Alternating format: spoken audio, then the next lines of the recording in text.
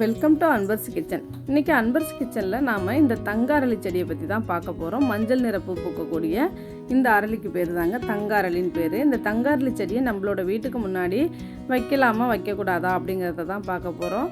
கண்டிப்பாக இது எல்லா இடத்துலையும் இப்போ வீட்டில் வைக்க ஆரம்பிச்சிட்டாங்க. இந்த செடி வீட்டில் இருந்தால் நமக்கு கெட்டது எதுவும் வராது, தீய சக்தி எதுவும் உள்ளே வராது, பணவரவு அதிகமாக இருக்கும் அப்படின்னு சொல்லிட்டு எல்லாருமே வாஸ்துப்படி இந்த செடியை வாசலில் வைக்கிறாங்க. அதுக்கு என்ன காரணம் அப்படின்னு பார்த்தா, இந்த செடி நம்ம வீட்டு வாசலில் இருந்தால் நமக்கு கந்திஷ்டி வராதுன்னு சொல்கிறத நான் உண்மைன்னு தாங்க சொல்லுவேன். ஏன்னா நம்ம வீட்டுக்கு யாராவது வராங்க அப்படின்னு சொன்னால் ஃபஸ்ட்டு நம்ம வீட்டை அண்ணாந்து பார்ப்பாங்க. வீடு பாருங்கள் நல்லா இருக்குது, எப்படி கட்டியிருக்காங்க அப்படின்னு சொல்லிட்டு வீட்டை பற்றி பேசுவாங்க. அப்படி பேசும்போது ஆட்டோமேட்டிக்காக நம்ம வீட்டுக்கு கந்திஷ்டி வரும் அப்படின்னு சொல்லிட்டு நானும் நம்புகிறேங்க. ஆனால் இந்த செடி வாசலில் இருந்தால் முதல்ல வரும்போது நம்ம வீட்டில் பார்க்குற பார்வையை விட இந்த செடி மேலே தான் படும். பாருங்கள் எவ்வளோ அழகாக இருக்குது, எவ்வளோ சூப்பராக பூ பூத்துருக்கு, எவ்வளோ கொத்து கொத்தாக இந்த பூ பூத்துருக்கு அப்படின்னு சொல்லிட்டு செடியை பற்றி தான் பார்ப்பாங்க. அதுலேயும் இந்த மஞ்சள் நிற கலர் அவங்க பார்க்கல அப்படின்னாலும் அவங்க கவனத்தை இழுக்கக்கூடிய அந்த ஒரு அழகான இந்த மஞ்சள் நிறத்துக்கு உண்டு.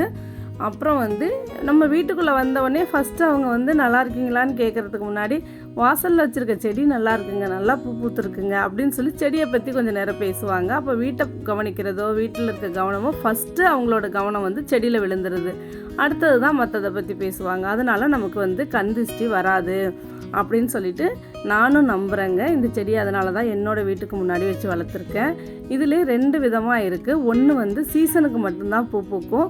அந்த பூ சீசன் முடிஞ்சதுக்கு அப்புறம் அதில் காய் வச்சிரும். அப்போ இலைகள் மட்டும்தான் இருக்கும். அப்போ அடுத்த சீசனுக்கு தான் அது மறுபடியும் பூக்கும். இன்னொன்று என்னென்னா, இந்த நம்ம வீட்டில் வச்சுருக்கோம் பாருங்கள், எல்லா சீசன்லேயும் பூ பூக்கக்கூடிய இந்த மஞ்சள் அரளி. நீங்கள் வைக்கும்போது எல்லா சீசன்லேயும் பூக்கக்கூடிய இந்த அரளியே வைங்க.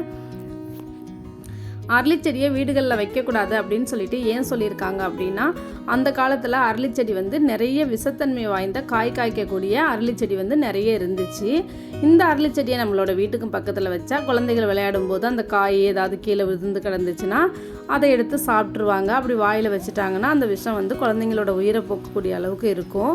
அதனால் இந்த செடியை வீட்டில் வைக்கக்கூடாது அப்படின்னு சொல்லிட்டு சொல்லியிருந்தாங்க.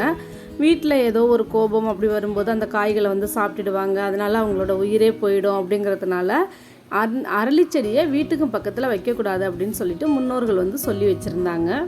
அரளி செடியில் இந்த அரளி அந்த அரளின்னு சொல்லிட்டு எதையும் சொல்லாமல் பொதுவாக அரளி செடியை வீட்டுக்கு பக்கத்தில் வைக்கக்கூடாது அப்படின்னு சொல்லிட்டு சொல்லி வச்சுருந்தாங்க. அவ்வளவுதாங்க.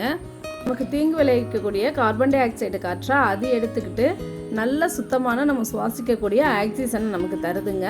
அதனால் இந்த அரளி செடி நம்ம வீட்டு வாசலில் இருக்கிறது எல்லா விதத்துலேயும் நன்மை தாங்க. இந்த அரளி செடியை நம்மளோட வீட்டு வாசலில் வைக்கலாம். இந்த பதிவு உங்களுக்கு பிடிச்சிருந்துச்சுன்னா லைக் பண்ணுங்கள், ஷேர் பண்ணுங்கள், கமெண்ட்ஸ் பண்ணுங்கள். நன்றி, வணக்கம்.